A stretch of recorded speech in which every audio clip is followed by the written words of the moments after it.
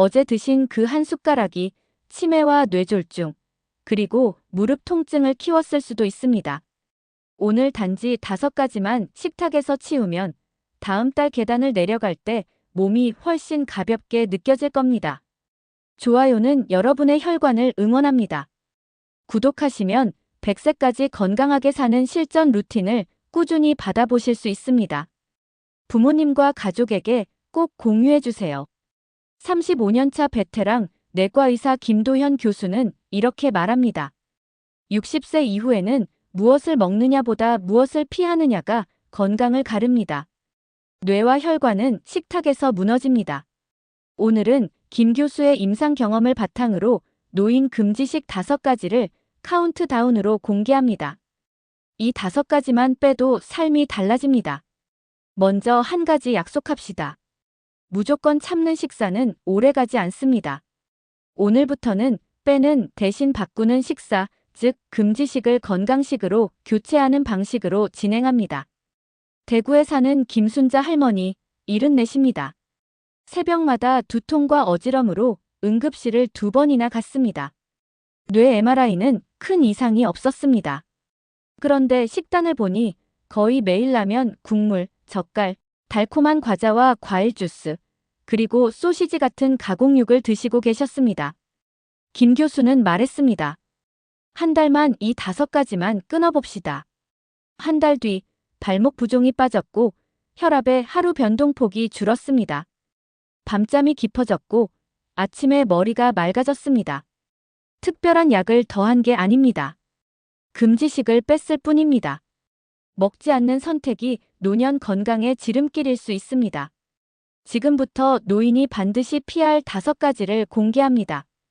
5번째, 설탕 폭탄입니다.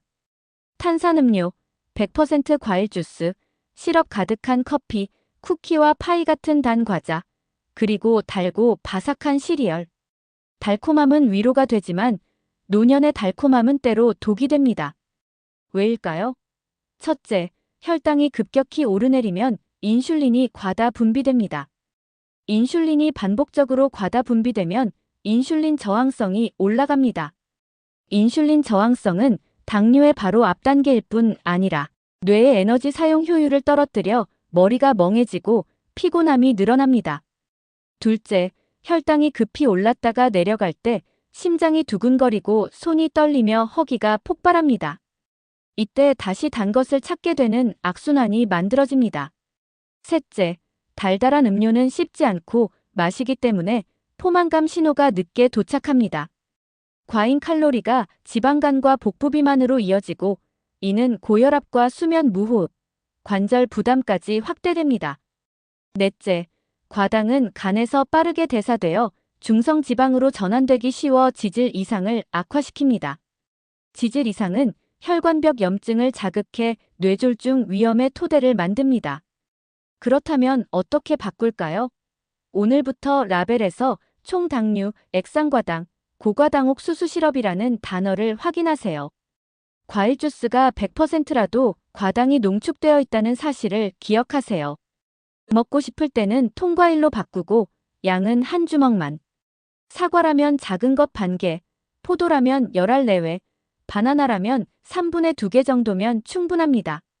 음료는 무가당 탄산수에 레몬 한 조각, 보리차와 현미차 또는 따뜻한 물로 대체하세요. 커피는 가능하면 블랙으로, 힘들다면 우유만 소량 넣고 시럽은 빼세요. 간식이 당길 때는 무염견과 한 줌, 그마저도 오후 4시 전에 드세요.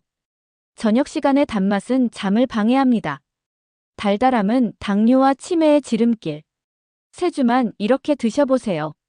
혀의 감각이 바뀌고 단맛에 대한 갈망이 줄어듭니다. 단맛을 끊는 것은 의지가 아니라 환경입니다.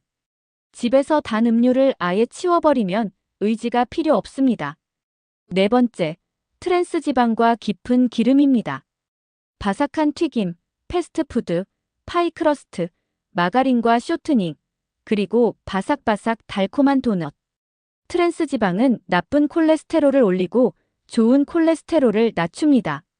혈관 내벽에 상처를 내고 염증을 키우며 혈액을 끈적하게 만들어 혈전 위험을 높입니다. 노년층의 뇌졸중과 심근경색 위험이 커지고 관절염 통증도 염증 반응으로 악화할 수 있습니다. 튀김의 문제는 트랜스 지방만이 아닙니다. 같은 기름을 반복 가열하면 산화 부산물이 늘어나는데 이것이 세포 스트레스를 키워 피로감, 위장 불편, 피부 트러블, 관절 통증을 악화시키는데 관여할 수 있습니다. 에어프라이어를 쓰면 괜찮지 않느냐고요? 기름을 적게 쓰는 장점은 있지만 이미 가공된 튀김식품에는 조리 전부터 기름과 염분이 충분히 들어 있습니다. 그래서 빈도와 총량을 줄이는 것이 핵심입니다. 라벨에서 부분 경화유, 쇼트닝, 경화식 물성유라는 단어를 찾으세요. 트랜스 지방 0g이라고 적혀 있어도 표기 단위 이하가 숨어 있을 수 있습니다. 매 끼니 바삭함이 필요하다면 오븐으로 구운 병아리콩이나 견과를 소량 곁들이는 방법이 있습니다. 조리법을 바꿔보겠습니다. 튀김 대신 찜과 조림, 오븐 구이와 팬 구이를 선택하고 기름은 올리브유를 소량만 사용합니다. 한 번의 식사에서 숟가락으로 한 큰술보다 적게, 팬 바닥에 얇게 코팅되는 수준이 적당합니다. 에어프라이어를 쓰더라도 주 2회 이내로 제한합니다. 생선은 찜이나 된장조림으로 드십시오. 닭고기는 껍질을 벗기고 레몬, 마늘, 허브로 풍미를 더하세요. 외식 시에는 바삭, 크리미, 버터 풍미 같은 단어가 보이면 의심해 보십시오. 트랜스 지방은 혈관에 녹입니다.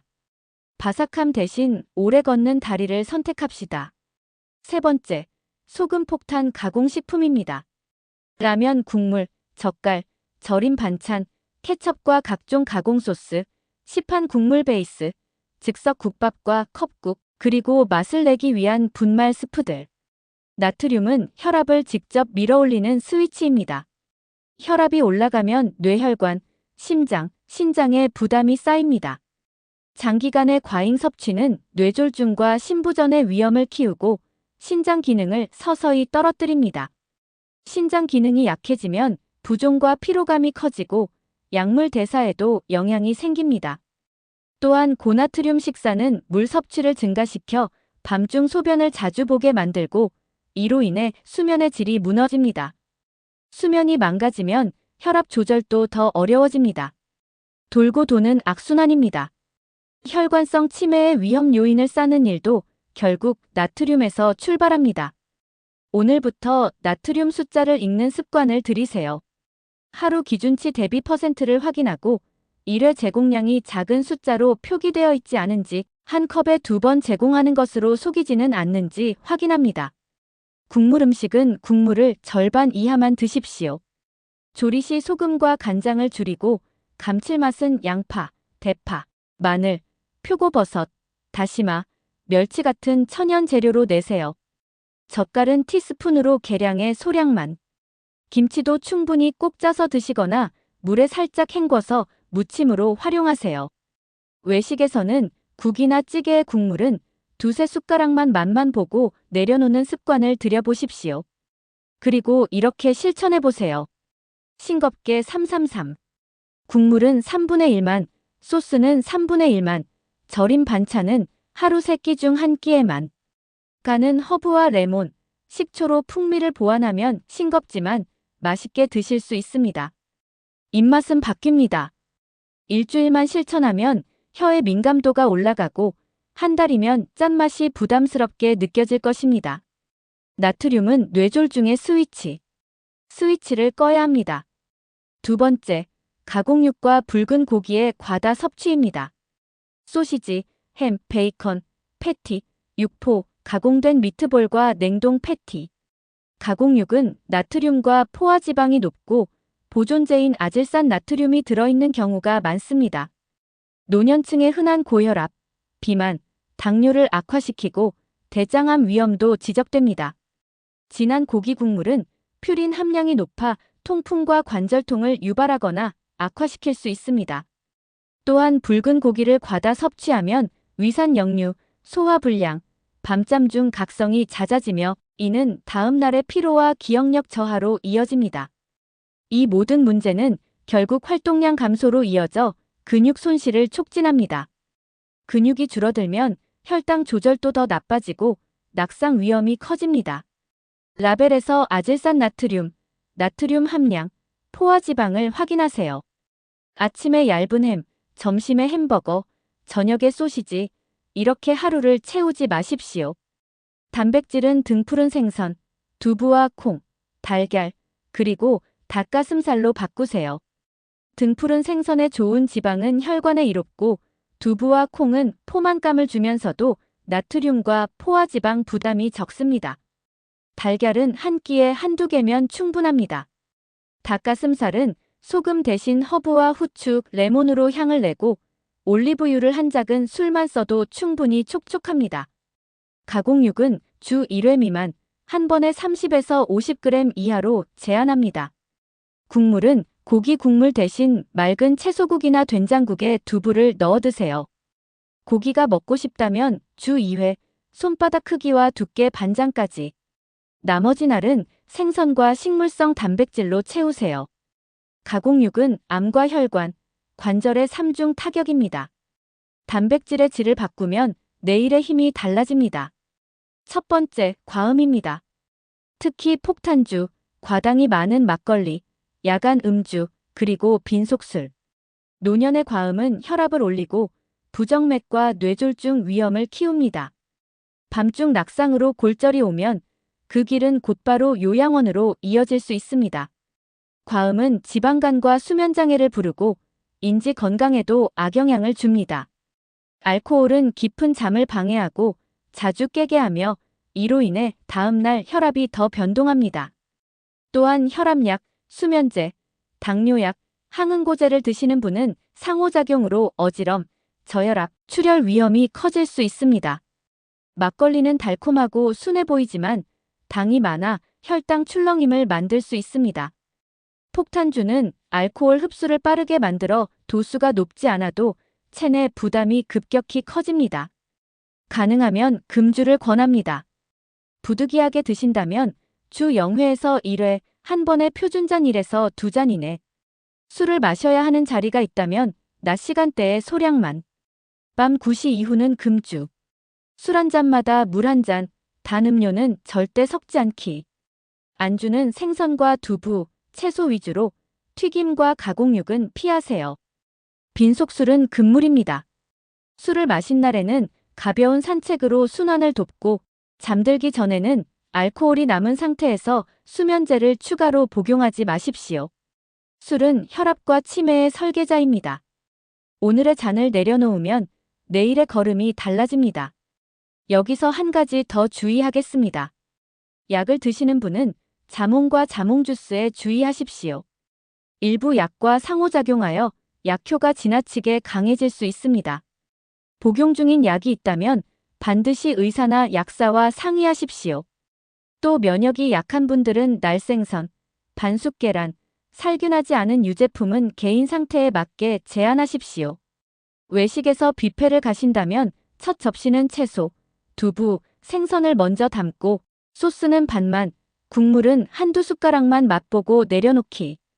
위를 건강하게 채우고 나면 자연히 자극적인 음식의 양이 줄어듭니다. 이제 실전에 들어가겠습니다. 오늘부터 바꿔 담는 장보기를 시작합니다.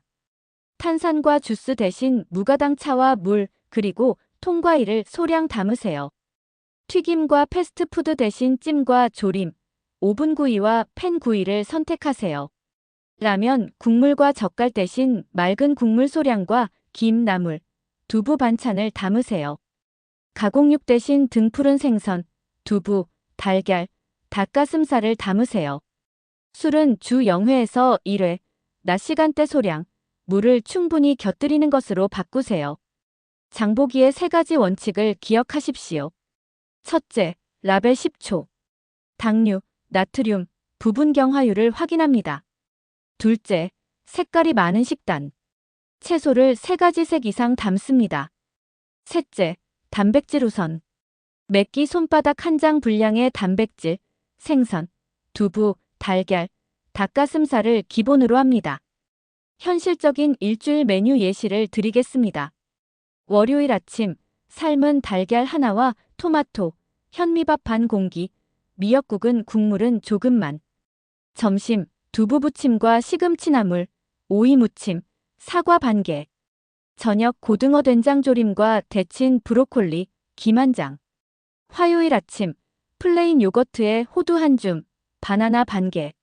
점심, 닭가슴살 허브구이와 샐러드, 통밀빵 한 조각. 저녁, 애호박 새우젓 볶음에서 새우젓은 소량만, 대신 마늘과 파로 풍미를 올리기. 수요일은 두부 스테이크, 버섯볶음, 김치 대신 물에 한번 헹군 백김치 소량. 목요일은 연어찜과 레몬, 구운 채소. 금요일은 콩나물국과 김, 달걀찜. 토요일 외식이라면 설렁탕은 고기와 건더기만, 국물은 3숟가락. 햄버거가 땡긴다면 패티 대신 생선버거나 치킨 샐러드로 대체하고 소스는 반만, 탄산음료는 물로. 일요일에는 주간 점검과 냉장고 정리. 남은 젓갈과 가공육, 달콤한 음료는 과감히 버리거나 가족과 상의해 집 밖으로 내보냅니다. 환경을 바꾸면 의지가 필요 없습니다. 리바운드를 막기 위해 일주일 프로그램을 다시 정리합니다. 월요일, 수요일, 금요일은 소금과 가공육 제로데이. 화요일과 목요일은 밥, 국, 김, 두부, 나물의 기본식.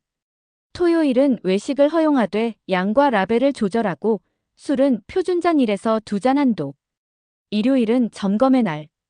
혈압, 발목 부종, 체중을 간단히 기록하십시오. 3주만 지켜보십시오. 단맛과 짠맛의 갈망이 줄고 수면과 체력이 달라집니다. 계단이 덜 힘들어지고 손가락 반지가 헐거워지고 아침에 머리가 맑아질 것입니다. 다시 김순자 할머니 이야기로 돌아가겠습니다. 한 달 만에 새벽 두통과 어지럼이 사라졌습니다. 혈압의 변동폭이 줄었고 밤잠이 돌아왔습니다. 특별한 비법이 아닙니다. 금지식 5가지를 빼고 교체표 그대로 실천했을 뿐입니다. 여러분도 할 수 있습니다. 아니, 꼭 해야 합니다. 한 숟가락이 요양원을 부릅니다. 그러나 한 숟가락을 빼면 인생이 달라집니다. 오늘 저녁 장보기부터 라벨 10초만 시작해 보십시오. 내일 아침에 머리가 달라질 것이고 다음 주에 걸음이 가벼워질 것입니다. 그리고 내년에 검사표가 바뀔 수 있습니다. 지금 이 순간 좋아요를 누르시면 여러분의 혈관을 응원하는 사람들이 늘어납니다. 구독하시면 매주 노년 체력 회복 루틴을 받아보실 수 있습니다. 혹시 마음이 흔들릴 때는 이 문장을 떠올려 보세요. 지금 내 혀가 원하는 것보다 내 다리가 원하는 것을 먹자. 오늘의 선택이 내일의 발걸음을 만듭니다. 이 영상은 건강습관 정보입니다. 개인의 질환과 약물 복용은 반드시 주치의나 약사와 상담하십시오. 통증이나 어지럼, 이상 증상이 나타나면 즉시 중단하시고 진료를 권합니다. 식탁을 바꾸면 인생이 바뀝니다. 여러분의 10년 뒤 걸음을 위해 오늘 한 숟가락을 내려놓아 주세요. 감사합니다.